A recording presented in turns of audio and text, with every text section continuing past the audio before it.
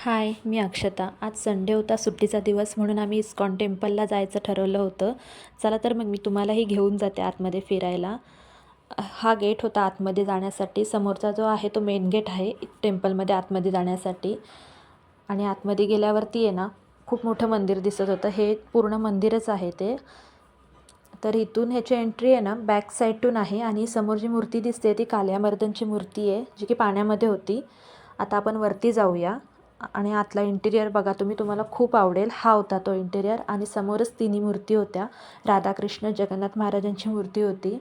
आम्ही तिथे थोडा वेळ थांबलो, दर्शन घेतलं, बसलो. तिथे भजन वगैरे चालू होतं. खूप भारी वाटत होतं आतमध्ये बसून. ते झाल्यानंतरला आम्ही पुन्हा बाहेर आलो आणि ही गॅलरीमधून खालचा व्ह्यू होता. खूप गर्दी होती, आज संडे होती त्यामुळे.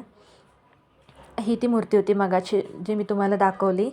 ह्यानी ना त्यांच्या भिंतींवरती आहे ना अशा पेंटिंग्स करून ठेवल्या होत्या टेम्पलच्या. त्यामध्ये कृष्णाच्या लहानपणीच्या लीला दाखवल्या होत्या. तिथेच आहे ना हे बालाजीचं सुद्धा मंदिर होतं एक. आम्ही तिथे पण जाऊन दर्शन घेतलं आणि खाली आल्यानंतरला आहे ना हे तुळशी मातेचं सुद्धा मंदिर होतं. तर त्याचं दर्शन वगैरे घेऊन आम्ही परत गेलो आणि प्रसादाच्या लाईनमध्ये थांबलो होतो. खिचडी होती तिथे प्रसादाची, ती आम्ही घेतली. प्रसाद खाल्ला पूर्ण. खूप छान होता प्रसादसुद्धा. खूप लाईन होती प्रसादासाठी सुद्धा लोकांनी लावलेली.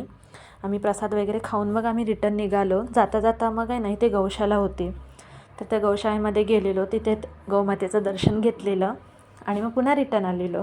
तर असा होता माझा संडे.